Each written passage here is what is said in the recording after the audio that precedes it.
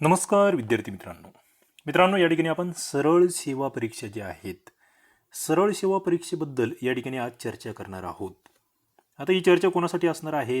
जे विद्यार्थी ज्यांनी सरळ सेवा परीक्षेचा अभ्यास सुरू केलेला आहे त्यांच्यासाठी, ज्यांना सरळ सेवेची तयारी करायची आहे त्यांच्यासाठी, आणि ज्यांचा याबद्दल खूप सारा अभ्यास झाला आहे मात्र अजून पोस्ट निघालेली नाही आहे यांच्यासाठी. बघा, या ठिकाणी नावात जरी सरळ असा शब्द असेल तरी हे वाटतं तेवढं सरळ नाही आहे, हे आधी तुम्हाला समजून घ्यावं लागेल. आता आपण जेव्हा सरळ सेवा देतो तेव्हा याला हे सरळ सेवा नाव का देण्यात आलं, हा प्रश्न तुमच्या मनात नेहमीच आला असेल. सरळ सेवा. आता इथे जर तुम्ही बघितलं सरळ सेवा विरुद्ध MPSC असा एक अँगल याचा असतो, हे लक्षात घ्या. आपल्याला या लेक्चरमध्ये काय बघायचं आहे? सरळ सेवेची तयारी कशी करायची, सरळ सेवेचा सिलेबस कसा असतो, सरळ सेवा पहिल्या प्रयत्नात कशी आम्ही पास होऊ शकतो, सरळ सेवेमध्ये तांत्रिक प्रश्न जे असतात त्यांना कशा पद्धतीने सामोरं गेलं पाहिजे, हे सगळं आपल्याला या ठिकाणी बघायचं आहे. मात्र सुरुवातीला मी काय या ठिकाणी सांगतोय तुम्हाला की सरळ सेवा आणि MPSC मध्ये काय फरक आहे. MPSC मध्ये आपण बघतो पूर्वपरीक्षा द्या, मुख्य परीक्षा द्या, मुलाखत द्या. याच्यातही काही ठिकाणी मुलाखती आहे, काही ठिकाणी शारीरिक चाचणी आहे, वेगवेगळे अँगल आहेत. मात्र सरळ सेवा म्हटलं की इथे आपण मुलाखती पूर्णतः कट झाल्या. फिजिकलचा काही विषय नाहीये, पूर्वपरीक्षा मुख्य परीक्षा नाहीये. सगळ्यात महत्त्वाचं, सरळ सेवा म्हटली की नकारात्मक गुणपद्धती नाहीये. काय नकारात्मक जी MPSC मध्ये आहे? MPSC मध्ये काय आहे नकारात्मक गुणपद्धती? किती गुण काढतात? एक जर प्रश्न त्या ठिकाणी चुकला तर तुम्हाला ते माहीत असावं, कदाचित तुम्ही MPSC करत असाल तर. मात्र इथे नकारात्मक गुण पद्धती नाहीये, म्हणजे इथे तुम्ही म्हणाल मग ही परीक्षा सोपी झाली का? हे काय नकारात्मक गुण फक्त तुमच्या एकट्यासाठी नाहीये का? सगळ्यांना सारखंच झालंय ना. उलट माझं म्हणणं असं आहे की जिथे निगेटिव्ह मार्किंग आहे त्या ठिकाणी तुमचे फायदे जास्त आहे अभ्यासू विद्यार्थी मित्रांचे. कारण की एखादा जर टोले मारत असेल, टुक्के मारत असेल तर त्याचा स्कोर खाली येऊन जातो MPSC मध्ये. सरळ सेवेत एखादा लकीलीमध्ये जर त्याचे टोले बरोबर येऊन गेले, 7-8 प्रश्न जर बरोबर येऊन गेले अंदाजे मारलेले, आणि तुम्ही अंदाजे मारलेले जर चुकून गेले तर तुम्ही मागे जातायत. लक्षात घ्या, निगेटिव्ह मार्किंग उलट चांगली आहे, मात्र आम्ही त्या पद्धतीने बघत नाही. मग मित्रांनो, सगळ्यात पहिला मुद्दा आपण या ठिकाणी पहिल्या मुद्द्यावर आपण येणार आहोत जो खूप कामाचा आहे आपल्यासाठी, तो म्हणजे सिलेबस.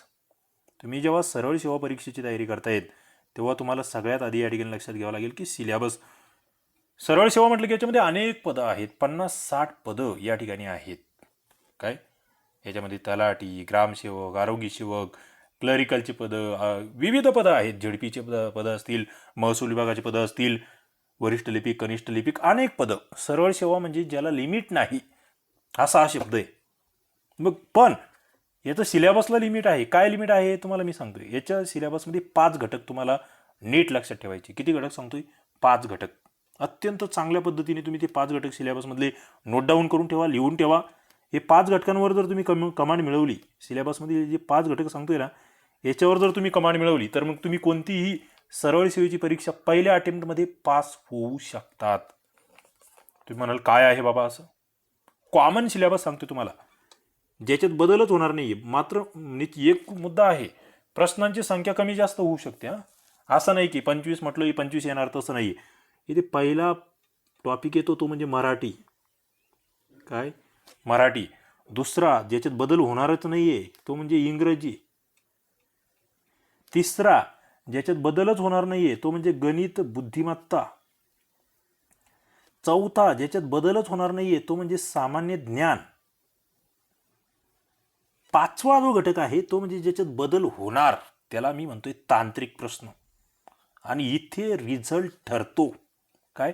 इथे रिझल्ट ठरतो तांत्रिक प्रश्न. आता बघा, वेगवेगळ्या पदानुसार तांत्रिक प्रश्न कसे बदलत जातात ते आपल्याला या ठिकाणी बघायचं आहे. तांत्रिक प्रश्न कसे बदलतात, तांत्रिक प्रश्नांबद्दल बोलतोय मी. तुम्ही गेलात आरोग्य सेवकची परीक्षा देण्यासाठी. आरोग्य सेवकमध्ये तांत्रिक प्रश्न कशाचे असणार आहे? विज्ञानासंदर्भातले असणार आहे, आरोग्य विभागासंदर्भातले असणार आहेत. आरोग्य सेवक परीक्षा. तुम्ही गेलात ग्रामसेवकची परीक्षा देण्यासाठी, ग्रामसेवकची तयारी तुम्ही करतायत, तुम्हाला या ठिकाणी कृषी घटक जो आहे त्याच्यावर फोकस केलेला असेल, कृषी ॲग्रिकल्चर. त्याच्यानंतर दुसरा घटक असणार आहे तो म्हणजे पंचायत राज. हे 2 सेपरेट टॉपिक आहेत जे तुम्हाला तांत्रिक प्रश्नांतर्गत, टेक्निकल प्रश्नांतर्गत ग्रामसेवकला विचारले जाणार. तुम्ही म्हटलं की चला मला तलाठीची परीक्षा द्यायची आहे. काय? तलाठीचा पेपर देत असताना तुम्हाला या ठिकाणी महसुली जे प्रशासन आहे, महसूल प्रशासन ज्याला आपण कलेक्टर, तहसीलदार, विभागीय आयुक्त याच्या संदर्भातले प्रश्न जे म्हणतोय ना, ते तुम्हाला तलाठी या टॉपिकसाठी विचारले जातील.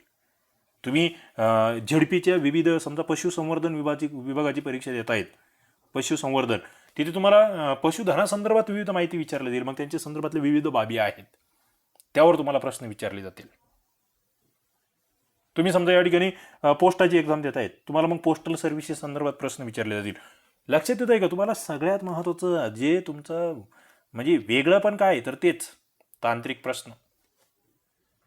काय तांत्रिक प्रश्न इथे तुम्हाला व्यवस्थित करावे लागतील आणि कंटिन्यू करावे लागतील.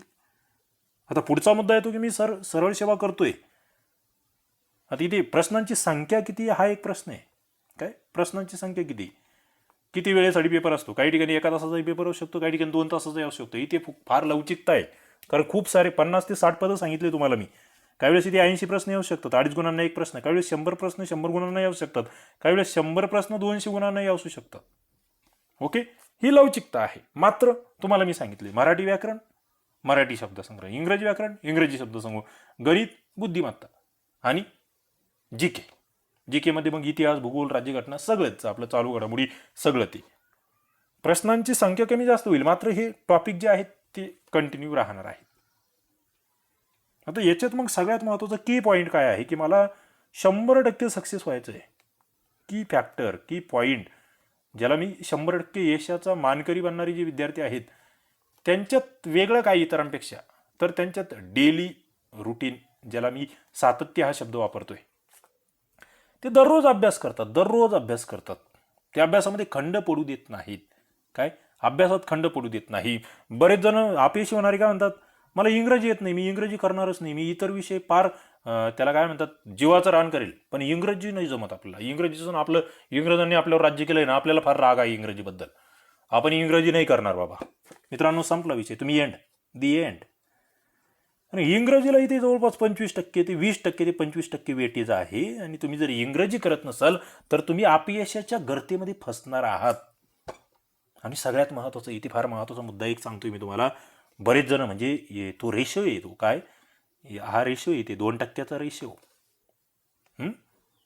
इकडे हा 5% रेशो, हा 2 आणि 5 झाला 7%, इकडे हे 23%, आणि इकडे हा 70%. असं हा रेशो लक्षात ठेवा तुम्ही सरळ सेवेमध्ये.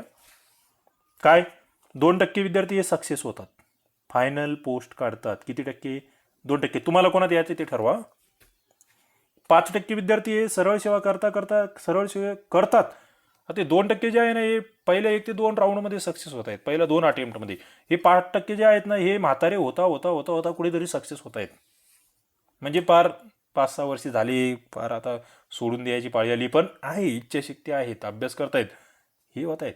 हे 23% जे आहेत ना, हे सोडतही नाही आणि धरतही नाही, दोन्हीकडून उचकलेले.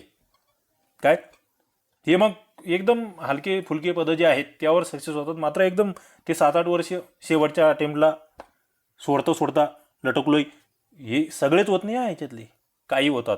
ते मला एवढे झाले तर मग नोकऱ्या कोणाला भेटायच्या. आणि 70% असे असतात ते नावाला सांगायला मी तलाठी करतोय, मी ग्रामसेवकची तयारी करतोय, मी आरोग्य सेवकची करतोय, परीक्षा आली फॉर्म भरायचा, पुस्तकं जांभलायची, परीक्षा आल्यानंतर म्हणजे 100% अपयशी होणारे प्राणी. यांनाही माहीत असतं की मी माझं सिलेक्शन होणार नाहीये, पण करायचं, लोकांना सांगायचं. लोकांना माहीत असतं, यांच्या बाजूचे आजूबाजूचे मित्र, यांचे नातेवाईक, यांचे सहकारी यांना माहीत असतं अरे हा होणार नाहीये.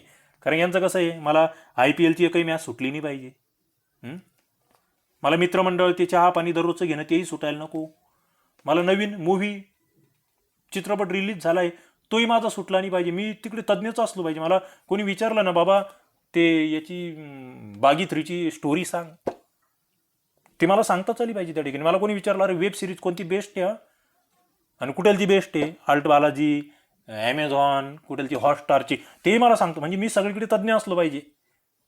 ओके, हे असे जे असतात हे 70%मध्ये, हे इकडे हे नावाला करतोय मी, परीक्षांचा अभ्यास करतोय मी, उमेदवार आहे, काय यांचं डिपॉझिट जप्त होणार हे यांनाही माहीत असतं, मात्र अभ्यास करतात.